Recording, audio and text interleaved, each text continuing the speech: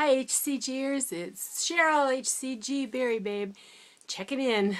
I've had some frustrating internet stuff going on, and yesterday I tried to do a vlog on my iPhone. I couldn't get the camera to click on, so I tried YouTube Capture and I managed to do a vlog. And I hit upload multiple times and it's disappeared. I don't have a clue where it is, so if you find it, let me know. I don't think this one will be that long, but who knows. I got my penguin jammies on. It's like I'm ready to crash. It's not even 8 o'clock yet. I've been up since about 4:30. HCG wise, I'll get that out of the way. Not stop the pellets, didn't transition, didn't do P3. Been trying to stay away from the crap. Some days I'm more successful than others. Probably will start around at Christmas or soon thereafter. Here we go again. You know, it's like right now I don't feel a lot of ego in it. It's like, oh well, this is what I do, and one of these days P3 will click and I'll have good reports like Suzie. I can't wait. Anyway, on the work front, substituting is going famously well. Can you tell on my face? Happy camper. The ADHD in me is loving a different place all the time. I subbed, and I'm sorry if I'm repeating myself, but I subbed at Mott Middle College, which is a high school that they hold on the community college campus. And they're very, very, very picky about the subs. You have to have an interview, and so after my first day, the next day I had a group meeting with the special ed director and some of the higher-ups at the local intermediate school district to tell the new subbing recruits all about special ed. Well, I've been there and done that and worked in most of the buildings and most of the programs, but it was still interesting to hear their spiel.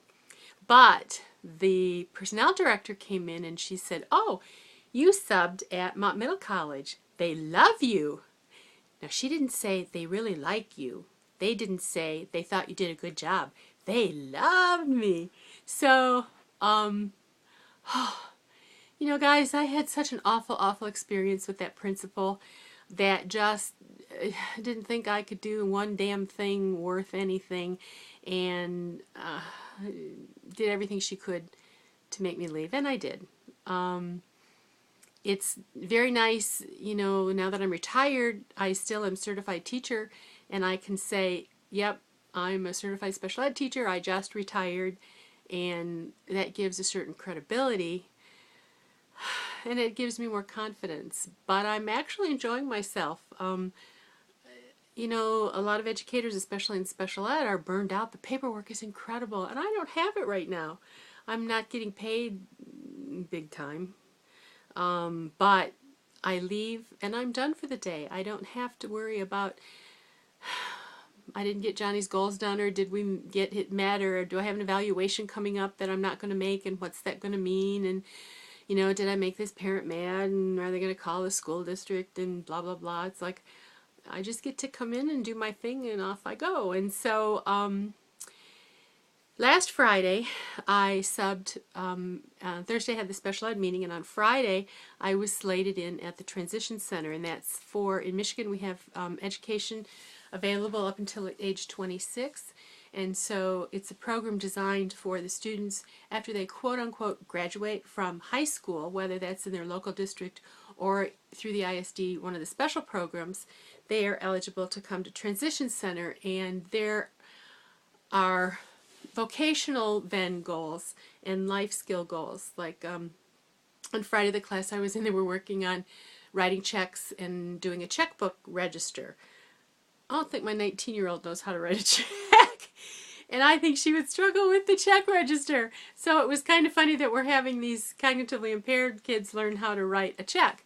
But still, checks and balances, you still need to keep track of what your debit card's doing, even if you're swiping. So I didn't have to do an internship at the transition center because they slated me into sub. So I also got to be excused from doing 2 days in 3 other of the places each because I had already subbed in them, and even this year have already subbed in them. But the exciting news is, well, 2 things. Yesterday I was back at Mott Middle College, and a lot of the kids are hardcore inner city, and they're at the Mott Middle College because somebody's seen potential in them. They need some nurturing and just encouragement to really work to their potential, and nobody's really ever given them respect or credit. And to have these kids see me in the hall and remember my name and say hello and talk to me and have positive or neutral response to me was nice. And a couple of the teachers said to me, you know, we're really picky about our subs. And I'm thinking, okay, like, does that mean you're really watching me, or does that mean I passed? But they called from the transition center, and tomorrow I start full-time subbing at least through January. So I'll be until between now and the 20th, which is the last day, and then all of January and probably into February I will be there every day. I'll still only be getting sub wages, and I will have to do some lesson plans. I don't know how far they're going to expect me to do a lot of that special ed paperwork, because I tell you, it's the one I'm getting for subbing isn't going to cover it. So I'm going to just try and not worry about that yet. I'm really excited about this experience because of all the venues in terms of what would lure me back into the teaching. It would be a position at the transition center. When I was in Voc Rehab, I worked along with other populations, special ed high school seniors in the inner city Saginaw, and then for the suburban schools in Genesee County, transitioned from high school into work. And I worked with sheltered workshops, and even worked with McDonald's in the McJobs program. Supported employment was real big back in the 80s. Where we'd have a job coach, and the severely impaired would actually get a job at McDonald's and work at McDonald's and make the quarters. And I had one young man, he really impressed him because he showed up in a 3-piece suit. He couldn't put a sentence together. We practiced and practiced, but he showed up and they thought he was a doctor, so he got hired. But the poor guy startled so badly that whenever the burgers were done and the buzzer would go off, he'd fall over. So, oh well, some stories are more successful than others. But, so tomorrow, I will get a chance to see up close and personal what it's like at the transition center. I'm only 1 or 2 classes away from getting my cognitively impaired education endorsement. If for some reason they like me and a position opens up, I may have a shot at it. I would come out of retirement. I would end up giving up my retirement money from the school for the period of time that I was employed. And I wouldn't earn any more credit toward retirement. So if I worked there 5 years, I wouldn't increase the amount of retirement I'm going to get. But it would help refill the coffers because I kind of depleted the savings when I left the job before. So, yeah, I'm swollen. My bottom half, my legs are like tree stumps, and I can hardly bend my legs.